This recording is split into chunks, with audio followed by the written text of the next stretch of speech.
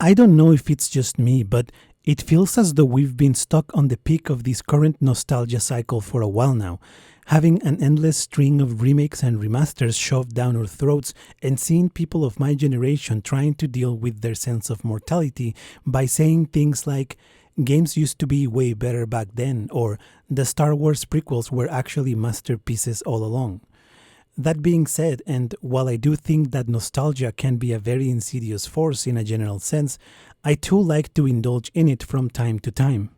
Over the past few years, I've consumed my fair share of remakes, remasters, and retro-inspired games, and I've gone back to revisit games that meant a lot to me growing up. But while it's fun to go back to games I remember fondly, I can't help but also look at those games through a more critical point of view that I never could have done when I was younger.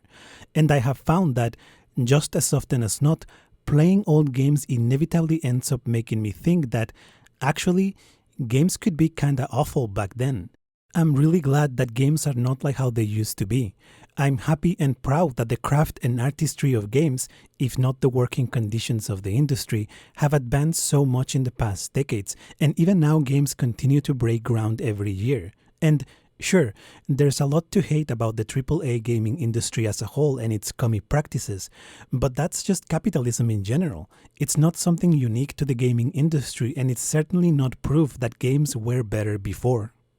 And so, this is all to say that my relationship with old games is often a bittersweet one. There are games that will always have a nostalgic appeal for me, and yet I've learned that actually sitting down and playing through some of the games that I used to love when I was young is an experience that can be both enjoyable and completely unbearable at the same time. That being said, not all games are created equally. Some games have stood the test of time much better than others, and for different reasons, and I think that the original Doom game, released in 1993, is one of those games. I have never really been into first-person shooters, and I never played Doom in any significant manner while growing up. My only interactions with the game were occasional dips into it while I was at some friend's house, and then later, in my adult life, I picked up the game occasionally every now and then but quickly stopped playing after beating a couple of levels. So the truth is that I've never really had a personal connection with this game at all. In recent months, however, I've played more first-person shooters than I ever had in a long time because of my previous video, which was a personal analysis of the narrative elements of Doom 2016, and it was for the purpose of that video that I decided to play through the entirety of the original Doom, and I have to admit that I was surprised as to how well the game holds up. Often, throughout the day, I found myself eagerly awaiting the moment when I would be able to dive back into the game. And every time I beat one level, I'd get that familiar feeling of, okay, just one more level and then I'm done, only to then do one more level after that anyway. I even thought about the game when I wasn't playing it. I would picture the gameplay in my head vividly, which, to me, is the sign of a game that has really sinked its teeth into you. That being said, I do think that the gameplay of the original Doom still ultimately feels like it's outdated. And while I had fun playing through the game, more fun than I thought I was going to have, I doubt that I'll get the motivation to go back and replay the original Doom games ever again in my life, to be honest. But that's where the genre of boomer shooters comes in. Like I said, during these past few months I've played through several first-person shooter games, and some of them belong to a subgenre referred to as boomer shooters. Games that look to the past for inspiration and attempt to recapture the essence of the classic shooters of the 90s. Much as was the case with the original Doom game, the only reason I decided to play these games was for the purpose of capturing footage for my video on Doom 2016, as one of the sections of that video covers the topic of boomer shooters. And yet, I was surprised by how creative and refreshing some of these games actually are, so much so that I decided to make this as a kind of companion to my previous video. To me, the best boomer shooters are games that are not content with simply trying to recapture or replicate the identity and feel of old shooters. The best boomer shooters take the design aesthetic of classic shooters and innovate upon them in surprising and creative ways. In other words, the best boomer shooters are the ones that manage to blend old-school design with a more contemporary understanding of gaming that feels fresh and imaginative. The game Proteus, for example, much more so than any other boomer shooter that I've seen, seems to take as much inspiration from the modern Doom games as it does from the classic ones.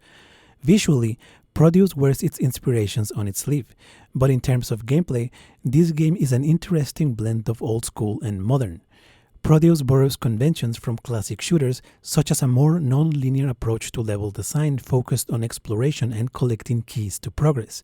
But its gameplay also includes more modern gaming conventions, such as incorporating a secondary way to use each weapon, which imbues combat with a greater sense of strategic depth, or the fact that you can collect a type of currency to buy upgrades and new weapons at a store, giving a more tangible reward for exploring the levels.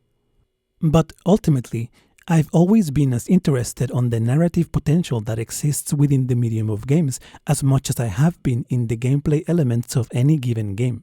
As such, the boomer shooters that truly stood out to me not only push the boundaries of their gameplay design, but also expand upon the storytelling conventions expected of them.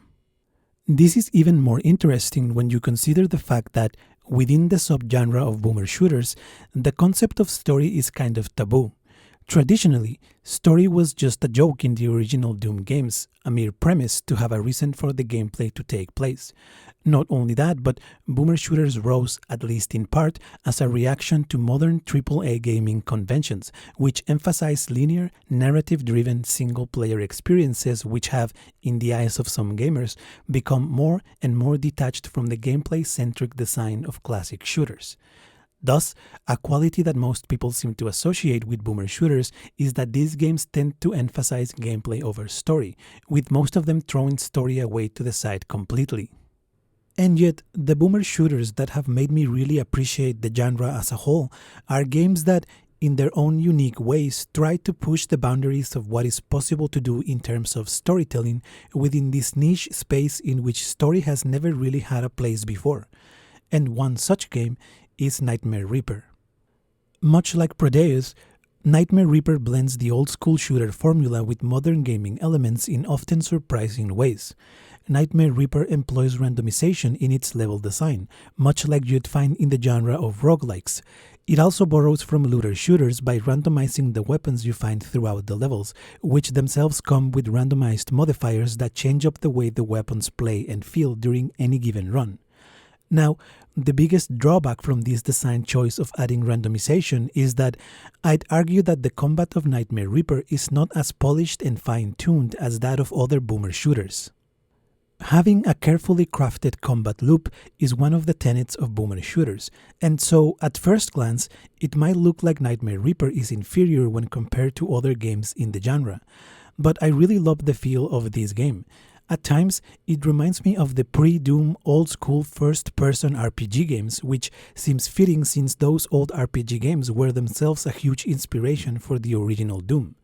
The RPG vibe is further expanded by the fact that weapons in Nightmare Reaper come in all kinds and shapes, from your traditional modern firearms to swords and shields, throwing axes, spellbooks, and magical artifacts, among many others. All of these elements help keep the game engaging. But randomization is not the only thing this game uses to keep you invested. Another big draw of Nightmare Reaper are its narrative elements. Nightmare Reaper caught my attention early on for two reasons. The first reason is the very simple fact that the game features a female protagonist, which is refreshing in and of itself, and it's a really cool thing to see, especially in a genre like boomer shooters.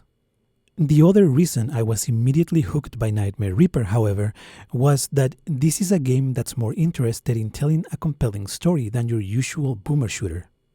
Now, this statement is obviously a generalization, but the boomer shooter fandom seems to really romanticize this notion of getting rid of story completely in order to put the gameplay experience front and center. However, story can add a lot to a game. It can enhance the gameplay by adding a layer of emotional tension that makes us much more invested in the moment-to-moment gameplay, for example, or it can help the overall experience have a better sense of pacing. The question comes down to how you implement story into a game. And so I appreciate that Nightmare Reaper doesn't shy away from story just because it's expected from it by mere virtue of being a boomer shooter, but rather it tries to tap into the uniqueness of the genre to tell an interesting story. The story of Nightmare Reaper is centered on a patient who suffers from either trauma or some form of mental illness. Every night after going to bed, the patient experiences nightmares, which are the main levels of the game in which we explore a variety of areas that draw from pop culture media, from caves and cities to space stations and the deep sea, and even creepier and more abstract levels such as a flesh pit. In between these levels, however, we also explore the hospital in which the patient is confined to, before going to bed and delving into the next nightmare waiting for us.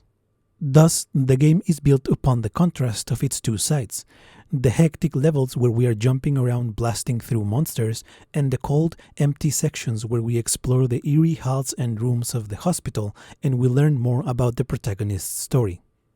Now, every time I see a game employ the theme of mental illness for the purpose of horror, I become immediately worried, as there is a long history of problematic depictions of both mental illness and mental asylums within the genre of horror games.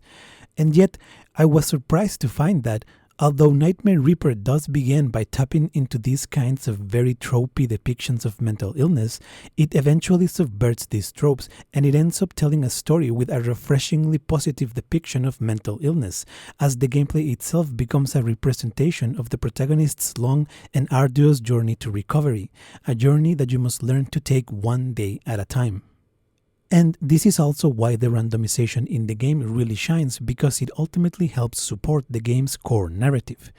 Like I said before, randomization goes against the conventions held by most boomer shooters, as one of the qualities held in the highest regard by this genre is having an emphasis on carefully crafted combat and level design in order to make the gameplay experience as polished as possible.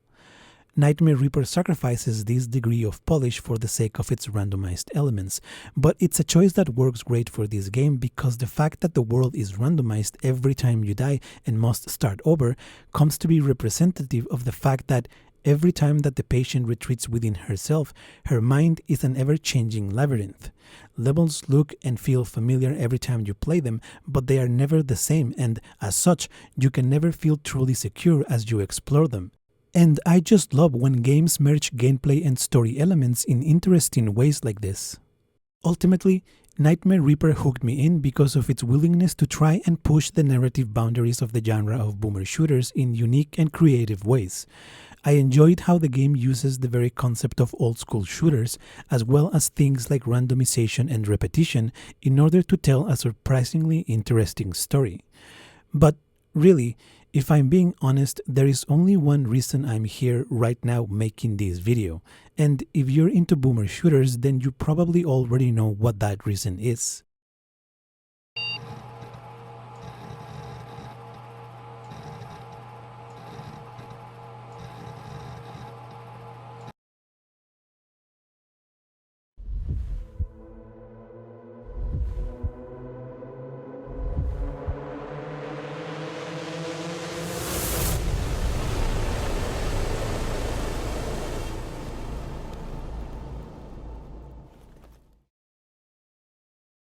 DUSK was the very first boomer shooter I ever played, mainly because every time I looked up information about boomer shooters, DUSK was always the game that popped up first. I think that DUSK's popularity is partly due to the fact that it was one of the early trailblazers that helped shape the subgenre of boomer shooters as a whole. But I also think that the success of DUSK has to do with the simple fact that it is an incredible horror game, period, which you can appreciate and enjoy even if you're not into first-person shooters.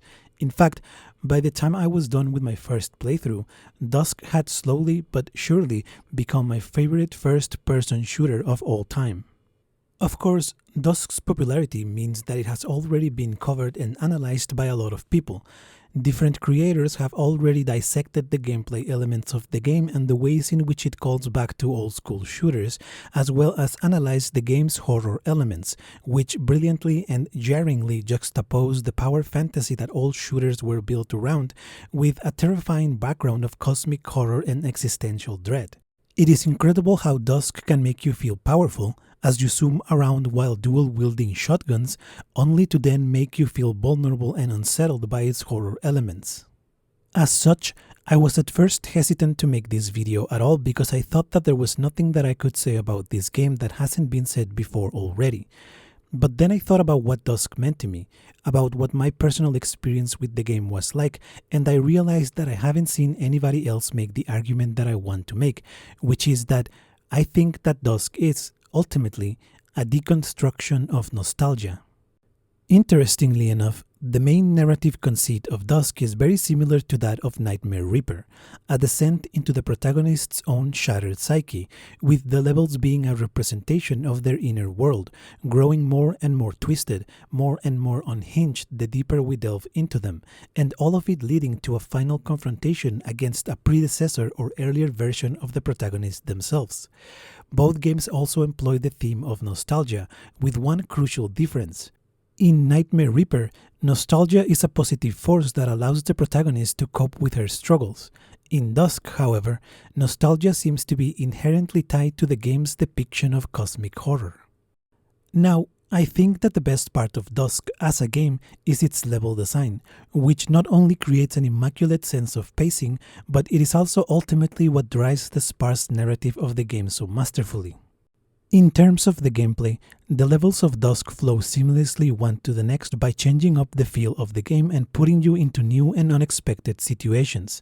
You can be exploring dark, ominous caves with a claustrophobic oppression to them, only to then move into a more open-ended level with a greater focus on combat, and then to a more surreal-looking level that emphasizes exploration, to then be thrown back into a level with terrifying and constricting hallways where monsters jump at you from the darkness.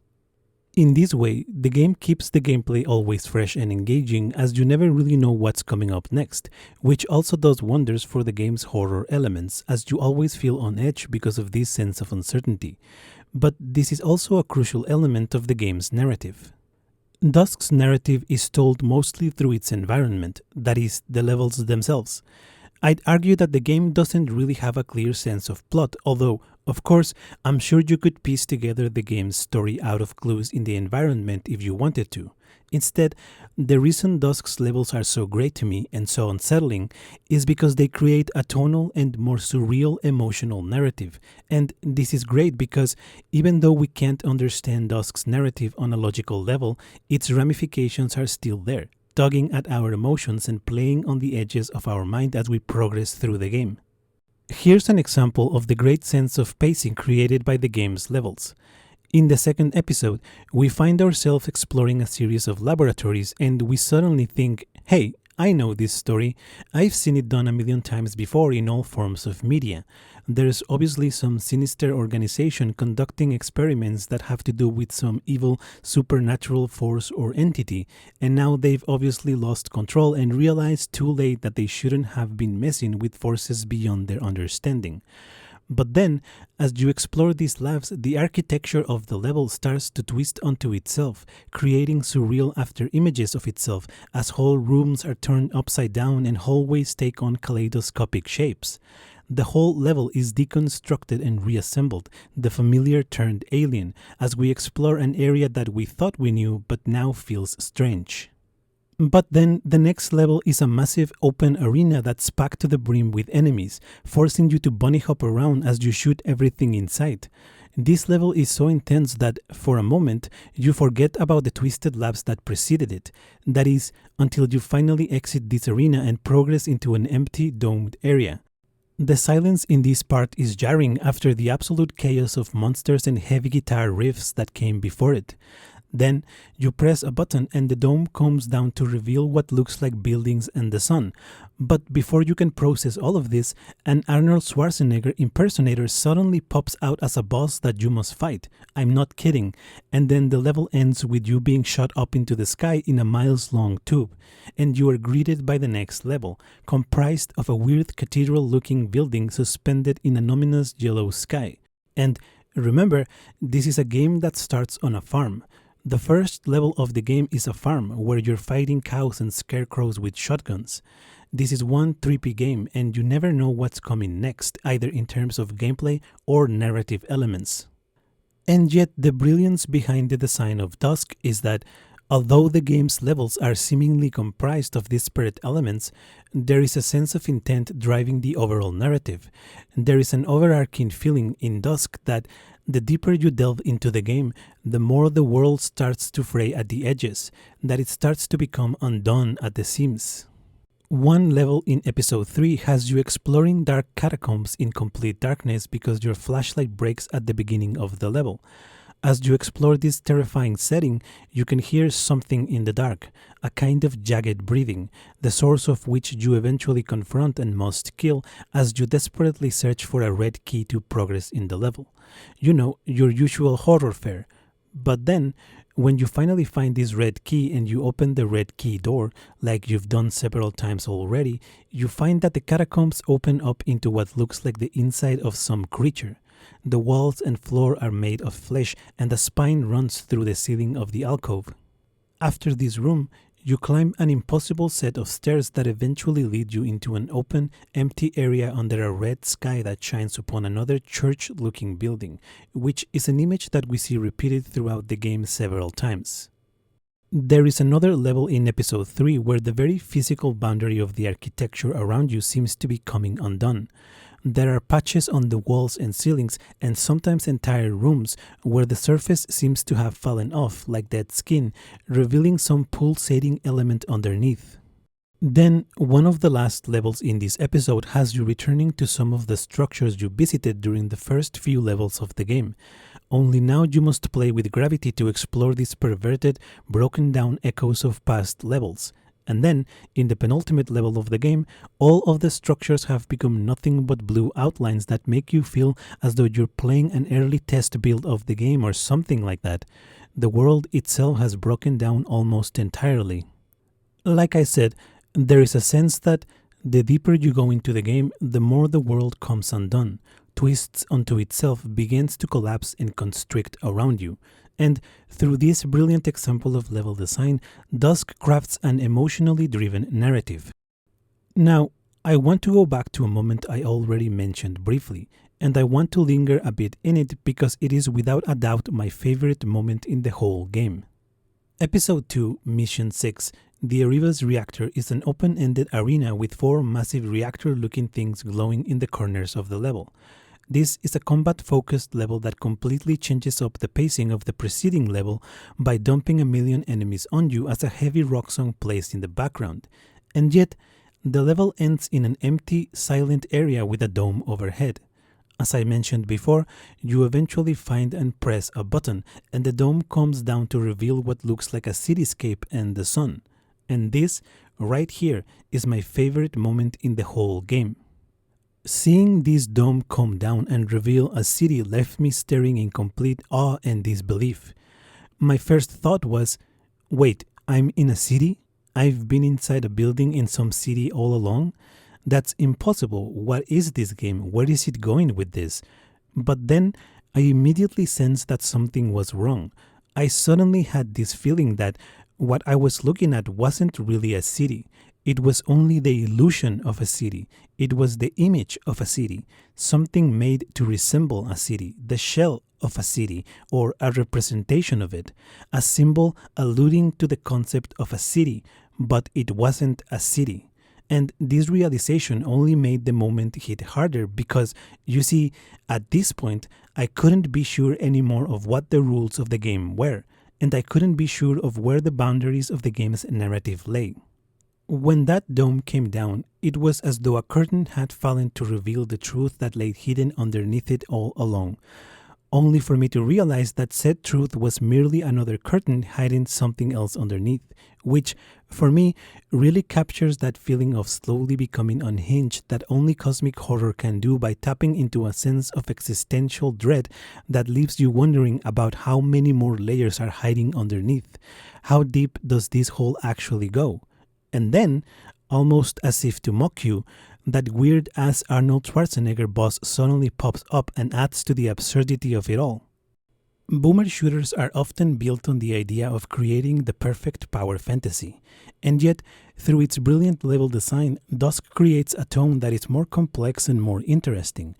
The horror elements of the game often make you feel vulnerable and scared, sure, but the overall tone of the game, its overarching emotional narrative, makes you feel vulnerable in a different way.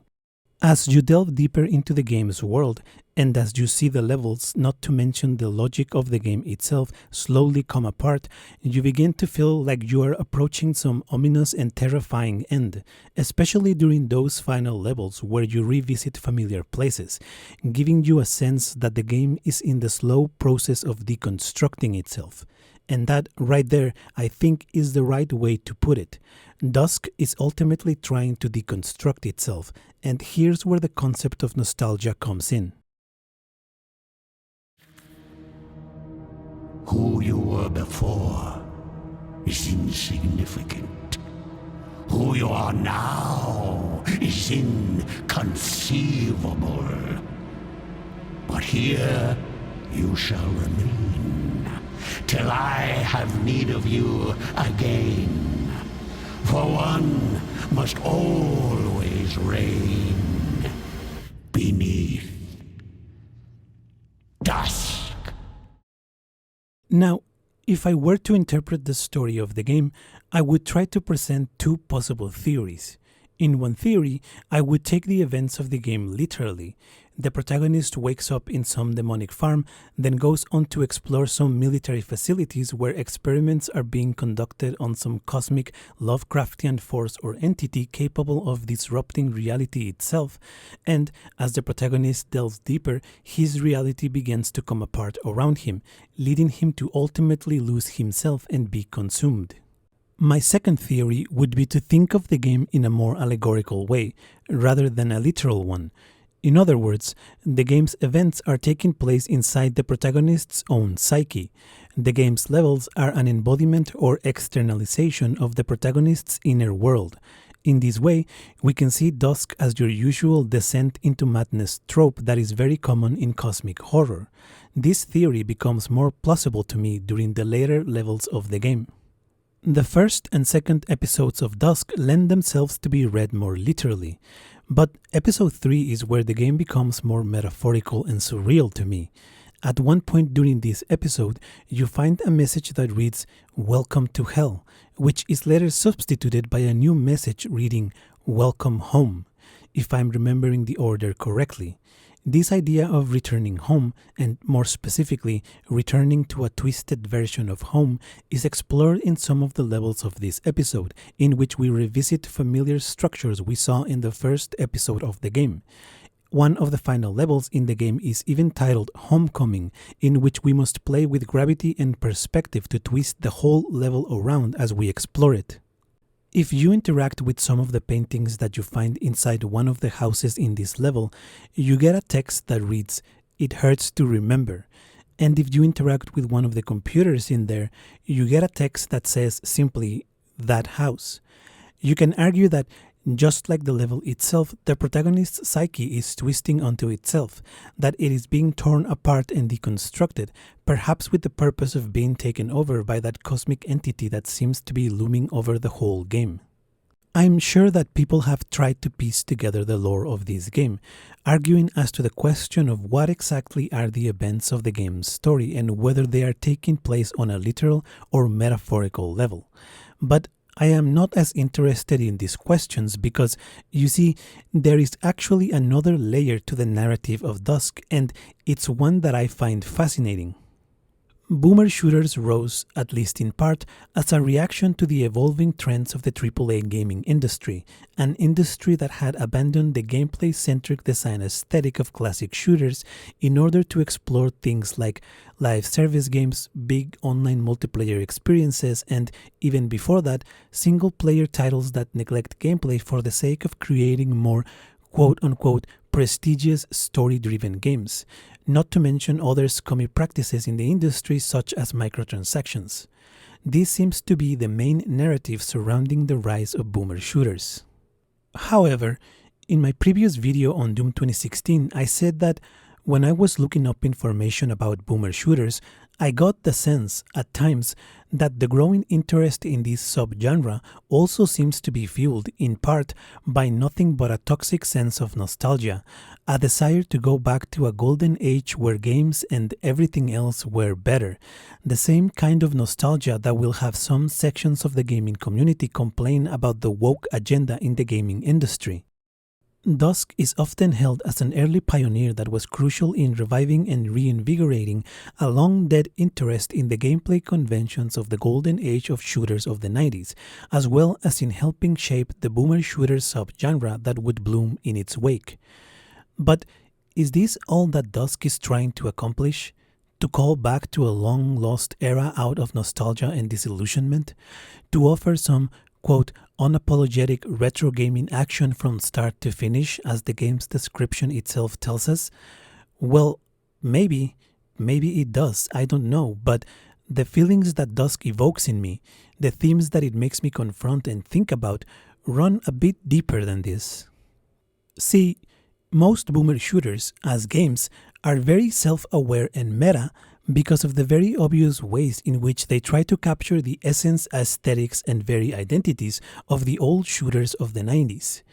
Most boomer shooters simply ignore these meta elements, or they wear them proudly on their sleeves by including overt references and Easter eggs to old shooters and taking joy in the fact that they are directly influenced and inspired by them. But I believe that Dusk's intent goes beyond this. Even among boomer shooters, Dusk stands out as a game that is very self-aware of its own identity as a retro shooter. Like other boomer shooters, Dusk wears its inspirations on its sleeve.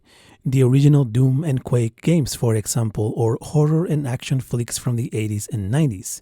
I mean, the game even starts with a fake DOS startup screen that plays every time you turn on the game, and it includes Arnold Schwarzenegger as a boss/Easter egg for you to fight. On first glance, it seems as though Dusk, much as is the case with most other boomer shooters, is employing these self-aware elements and meta-narrative references for the purpose of creating a very gratuitous and surface-level sense of nostalgia. Dusk seems to be going out of its way to roll out a red carpet for the player that says, "Are you tired of modern gaming? Are you tired of narrative-driven, hand-holdy AAA games? Do you miss the good old days? Do you miss the movies and games you grew up playing? In that case, look no further. You've made it." In other words, Dusk greets you with a sign that says, "Welcome home." Because that's the feeling that the concept of boomer shooters represents for some people. The feeling of being back home again in that golden era where you were young and innocent and the world was just better and simpler. And yet, the deeper I delved into this game, the more I got the sensation that Dusk becomes not only a deconstruction of itself, but also a deconstruction of the larger concepts that shape and define its identity. The very idea of boomer shooters, of old games and our memories of them, of a twisted sense of nostalgia and a romanticized idea of a golden era we want to return to, but which never actually existed in the first place.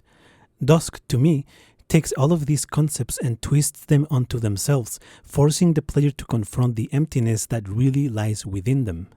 Welcome home becomes welcome to hell. I mentioned earlier that you can interpret the narrative of Dusk as a kind of unraveling of the protagonist's psyche, but the game is so self-aware, so obvious with its meta-narrative elements, that it creates a parallel between the playable protagonist and the player themselves. The protagonist of Dusk is your usual blank video game avatar, a nameless, empty vessel for the player to project or force their own identity into it, not unlike the cosmic entity that exists in the world of the game itself is trying to do. In fact, the protagonist of Dusk is such a blank shell that he is often referred to as Dusk Guy, which is in itself a self-aware reference to Doom Guy, the nickname given to the protagonist of the original Doom games. Dusk Guy, then, is less of a character and more of an extension of the game itself, a facet of its identity. And it's not only the main character, but also the plot of Dusk itself that appears as a hollow shell. The story of the game is so ambiguous, so dependent upon allusions to other games and media, that the main way we draw meaning from Dusk is not through the story, but through the meta-narrative elements of the game themselves and the way in which they make us think about old shooters and other works of media. This is, in fact, how the game is constantly referred to in reviews and analyses and retrospectives. Nobody talks about Dusk as a work in and of itself, only as a boomer shooter that is in itself a reference to past games.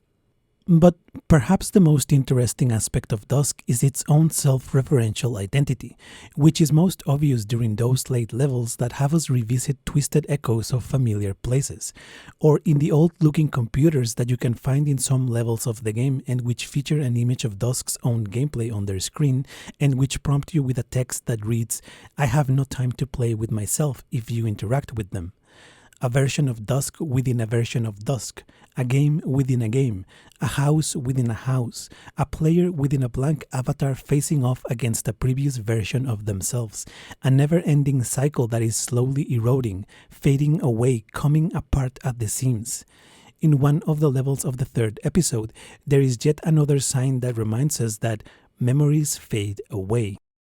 To me, Dusk's narrative seems to be less about the game's plot and gameplay, and more about the player's place within the game, and about the game itself as a nostalgia-driven artifact that embodies a pervasive and twisted sense of nostalgia. "Welcome home," says Dusk to the player, but not to the home you used to know, not to the home that you think you remember. Going home should feel good. Playing Dusk should feel like how you felt when you were young and playing the original Doom game for the first time, so full of wonder and innocence and awe. But this home, this game, which should be familiar and cozy and which should make you feel better, is all wrong. Familiar but wrong somewhere deep, and you can sense that feeling of wrongness pushing at the edges of the levels and of the game itself and pulsing sinisterly somewhere beneath this layer waiting to be peeled off to reveal the awful, horrifying truth at the heart of it all, which is that no matter how much you try, you can never be that young kid again. You can never become that previous version of yourself, and perhaps even worse, that kid might have never really existed in the first place, at least not in the way that you remember them. In 2016, a little game called Doom 2016 was released to rave reviews by both critics and players. Doom 2016 was praised for boldly doing away with modern AAA conventions, crafting instead a gaming experience that harkened back to the golden era of classic shooters. As such, Doom 2016 was crucial not only in reviving and fueling an interest in the design philosophy of the original Doom games, but also in showing how a modern game could build upon said design philosophy in creative ways. But you know what else happened in 2016? Donald Trump was running for the presidency under his slogan of "Make America Great Again," a phrase that works by tugging at the same emotions that nostalgia does, that desire to return to an imagined golden age that never actually existed. Nostalgia, as I said at the beginning of this video, can be an insidious and pervasive force, a force that seeps into your world and twists even the most mundane of things until they become perverted echoes of themselves. Echoes of corrupted memories, echoes of distorted history, a never-ending cycle in which we find ourselves caught in and unable to break, but which is nevertheless slowly eroding and collapsing. This is the horror that Dusk taps into and ultimately forces us to confront, the existential horror of nostalgia.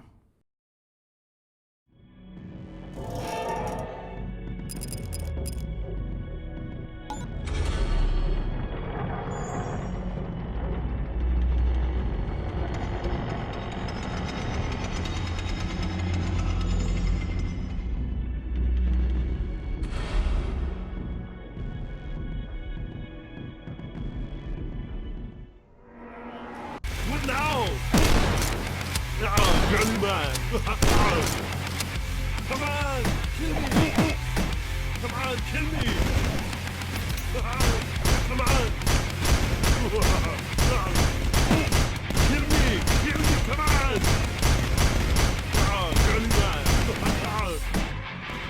Now!